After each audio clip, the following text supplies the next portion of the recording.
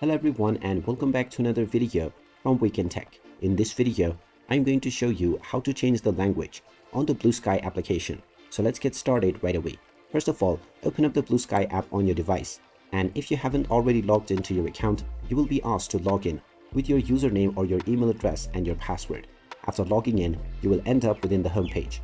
Now, if you wish to change the language on the Bluesky application, just tap on the menu icon at the top left corner. From here, tap on Settings, and now you will see the Languages section. Go ahead and tap on it, and now you can change within the app language, the primary language, as well as content languages. Just click on the drop-down menu for each of these options, and then choose your desired language that you wish to use for the app.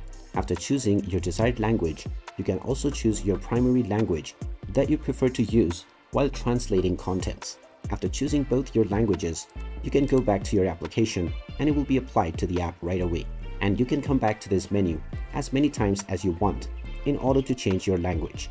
And there you have it. That is how easy it is to change the application language on the Bluesky social app. If you find this video helpful, make sure you hit that like button and subscribe to our channel if you haven't done so already.